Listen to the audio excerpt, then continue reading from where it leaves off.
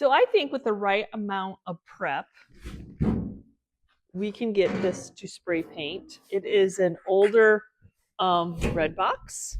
It says bread on it. Somebody has wrote on it.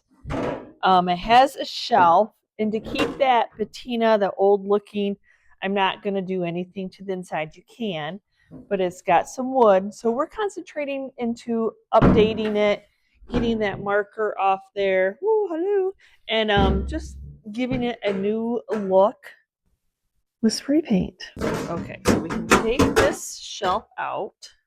We're going to start off by taping. You see that there's air holes back there and then on the side for ventilation. So you definitely don't want, when you're spraying, for it to go in. So you want to tape those off. Take the air compressor and get the last owner's crumbs out of here, this hinge.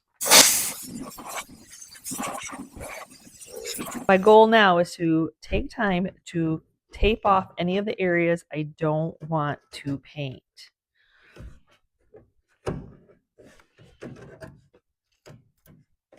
Backtrack, like, hello, take off the knob since it is screwed in. You know, you get going on something and you're like, oh.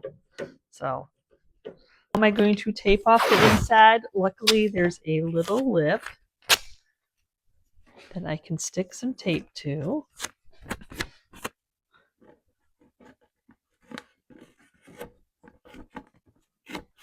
So that is how we're going to do it. Spray paint is like water. It will find any way it can, at that fine mist of spray paint, to get wherever there may be a hole. So what I did is stick this so the sticky is on the outside, and then now I'm just going back in and layering everything up, and I'll do a couple layers. You can put paper too.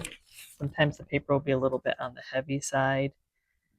As you see, I'm just layering it, saying, hey, stick to each other, and then being very careful with my cuts going along the metal so I'm not cutting into the other that I have there. Now the other key is to make it not be shiny. So if I just spray painted this, there's nothing for that spray paint to grab onto. It could, just like what was happening here when it was painted black, it just kind of chips off. So I'm going to scuff sand it.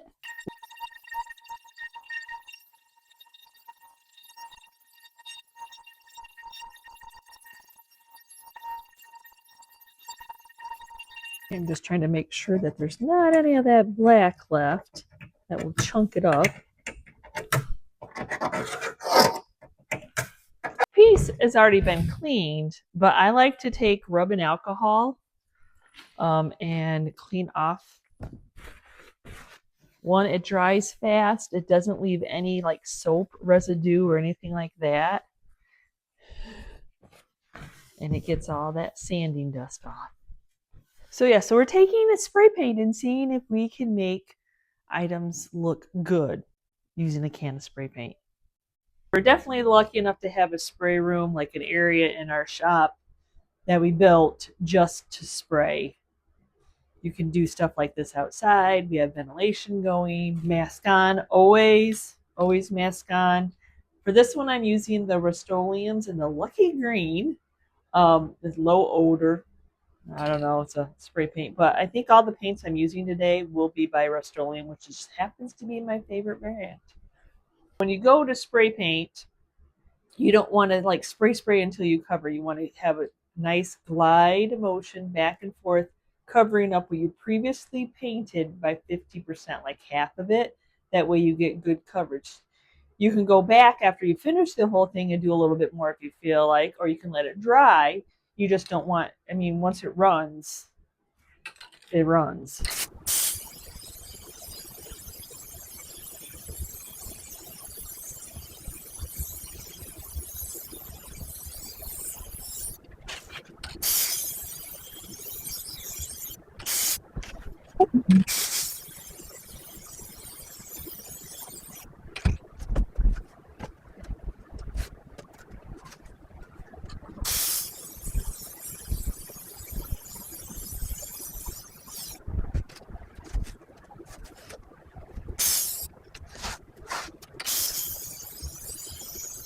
Big guy, big board. I'm not sure on the dry time of this one compared to other ones that I've used. Some dry fast, some dry. So I'm just going to leave it here for a little bit while I work on another project, and it could take hours, it could take minutes. I don't know. I haven't used the low odor one. I picked it up at Menards. I'll try to link it on Amazon if I can. I'm going to say this has a good dry time. It is glossy, but I want to seal this in. I'm comfortable with weather defense. It hasn't steered me wrong. So before flipping it over, because I do have a couple little edges that I need to get on the bottom, like underneath here, it's easier to flip it and try to get it than trying to turn your can, try to spray it, and you might get drips and runs. So weather defense is a metal spray.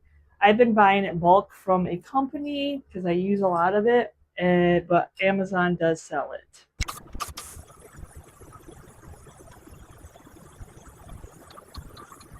I have it flipped over. I put some parchment paper down so that it's not scraping against that wood. And now we're going to spray the other side.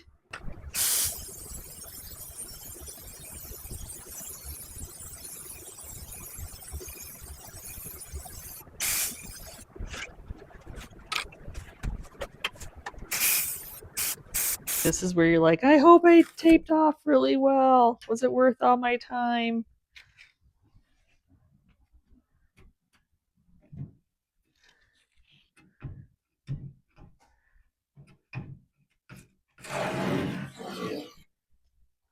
See, it's a fresh paint job without looking like I just got spray painted. Keeping some of the character of the old piece, aka the rust of the metal. I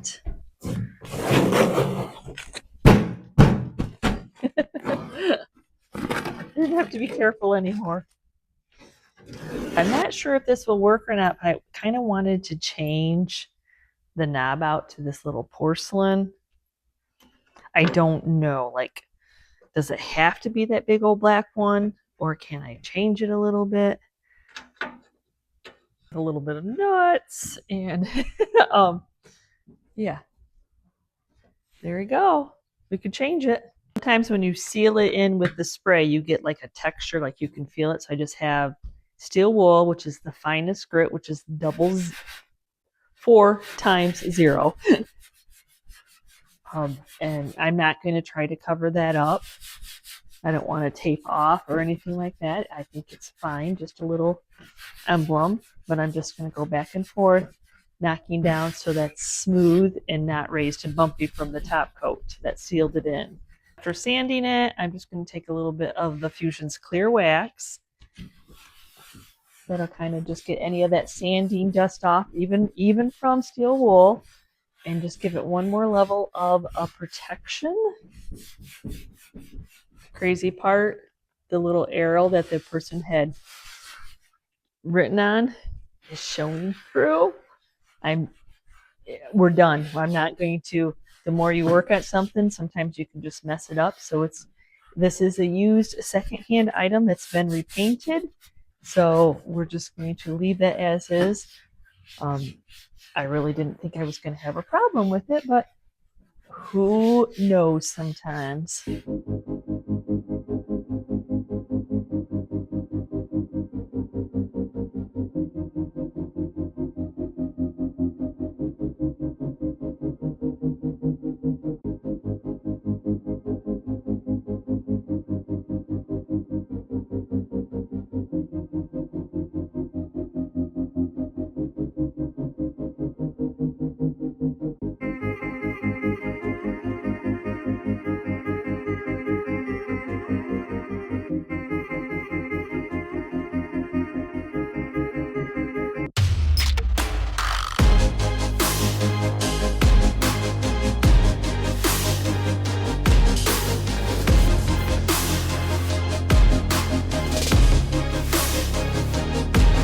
Next one I'm doing, I guess it's a bed pan. I don't want to know. I don't want to know how you use it. I just know if I drill a couple holes in it and paint it, I think we can put something in it and look pretty. I'm hoping that I'm able to drill a couple holes to make it, so that you can hang. Okay, let's kind of measure off here. So going at the 2 and going at the 6. I try to drill using a step down bit, hopefully that I can get this drilled through.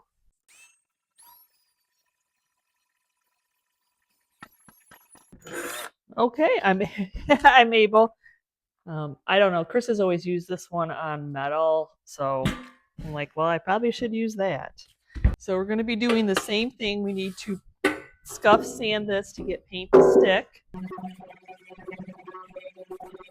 I will admit that this granite ware, y'all, does not sand as easy or as much. I mean, that's a really good top coat. They made this really well. But something's better than nothing. We're going to go ahead and use some more rubbing alcohol to wipe this down, get the sanding dust, get any residue that might prevent paint from sticking. I'm going to do my best to get in there. In the inside, I'll be surprised if I spray all that, but I will give it a good try. Now this bedpan didn't really have any stopping points to like tape it off and not paint something, so I'm just going to paint the whole thing starting off to the back. I'm going to be using this Rust-Ole, which is also by Rust-Oleum, in Deep Abyss. So I'm hoping it's going to have that primitive blue vibe.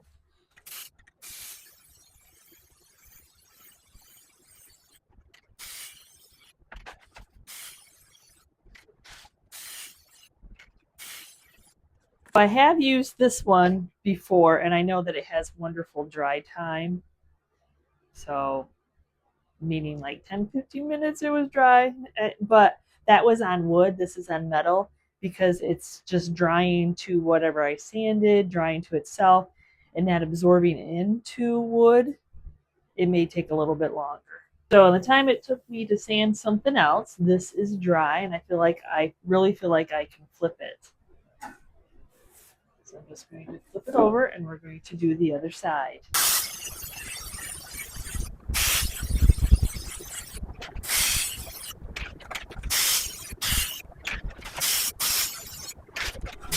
Definitely have to say it sprayed very well. That is a nice paint.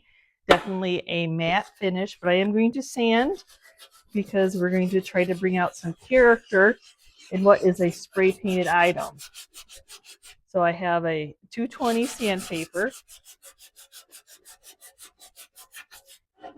So if we go down to the metal, I'm perfectly fine with that. Behaving like spray paint would that you have not let cured completely, where it kind of peels, but that you just have to be careful.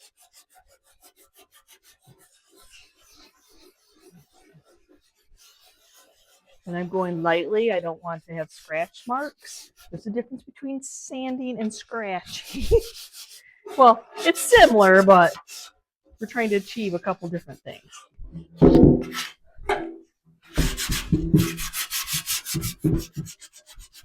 So you can tell where I've sanded it. You see the lighter spots. So now I'm going to go in with Homestead House Antiquing Wax. And we're going to see if we can take it a little bit more primitive by adding some wax to this paint. And then the wax will also be the top coat.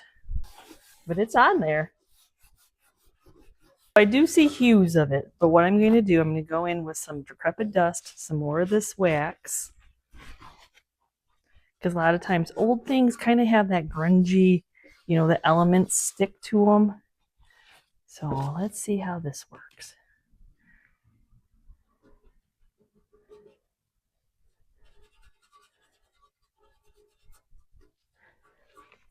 Okay, I know this is chamber pot and I'm adding brown.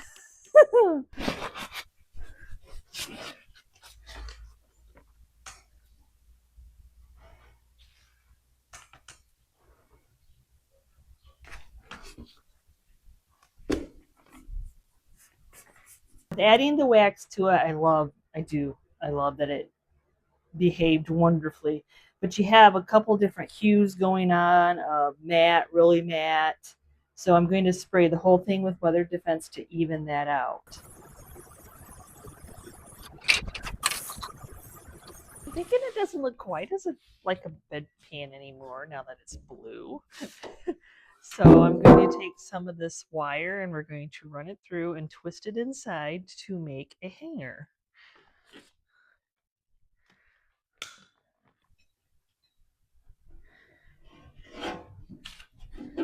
Doesn't need to be much.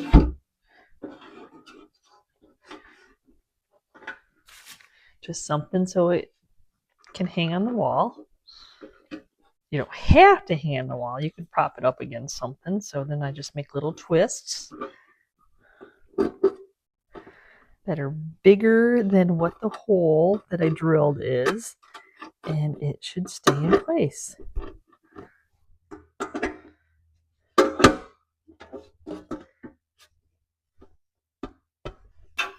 And then just something to hang it by. I feel like we should go for a fall theme since it is fall.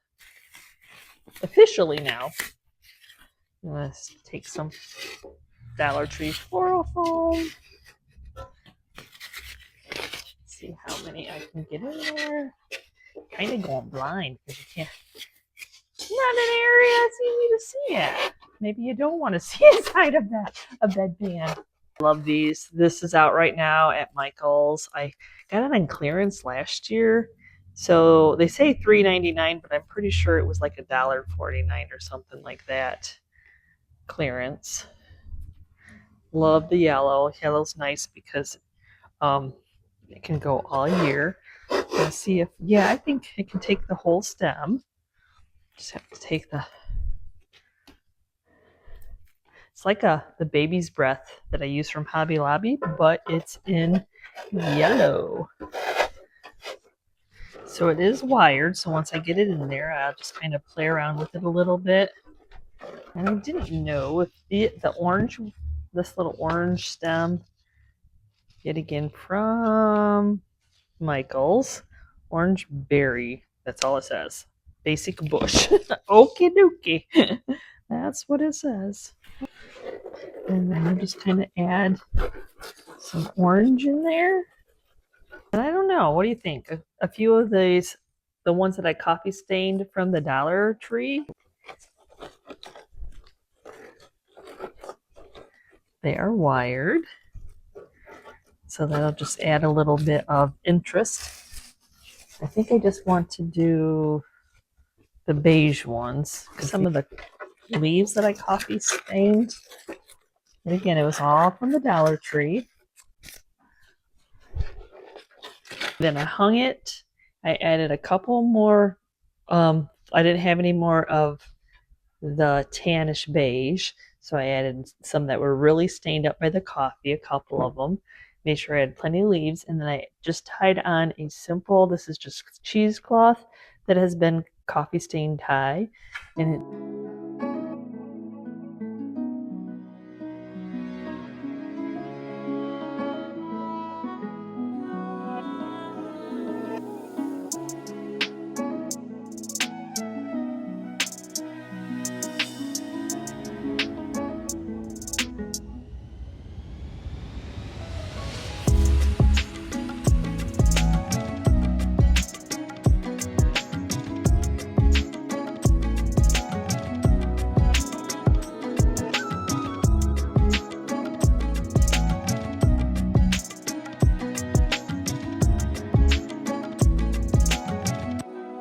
now I love Rusty Crusty, but I guess when I put these Rusty Crusty ones in my booth, people are like, I've had them on eBay, nobody. So I want to tape off because I want to leave that yumminess. And then I had really good luck with green. I painted them before and I did a milk paint on them, so they look like, crackled. So I want to try spray painting them because, of course, with, painting it with the milk paint, you got a lot of different angles you have to get at and then wait for it to dry. And I just wanted to try spray painting and see if I can still make it not look like, oh my gosh, that's a spray painted item. What I'm talking about. When you see a spray painted item, you're like, oh, that has been spray painted. It is spray painted. So that's my whole goal of this, you know, is seeing if I can make it look good without taking too much of the character away. So I'm not sure how much I can go in with the sander, but see if I can get some of these big rust chunks off here. See if I can get this rust a little bit smoother, because it will show texture through spray paint. I'm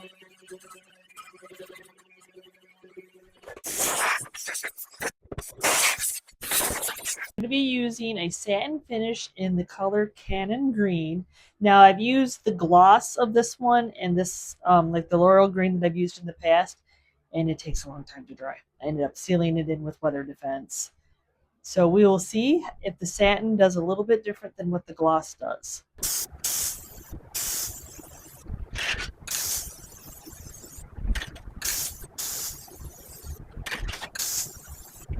How much do you love that color? Canyon Green, awesome. Before flipping it over though, I want to seal in that bottom with some weather defense. I'm gonna say this kind of has a cool look to it. Do you see that? We'll see how much oversprays onto it, but I kind of like the bottom. Like I would be doing that with dark and the decrepit dust.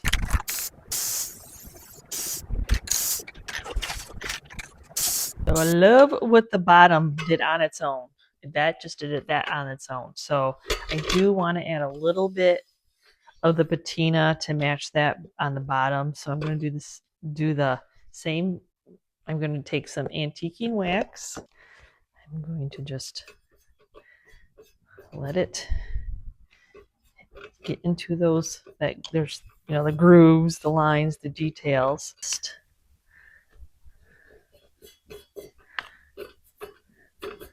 Then I'm going to take a shop rag, and we're just going to, wherever it hits, it hits. Okay, hopefully I taped off well.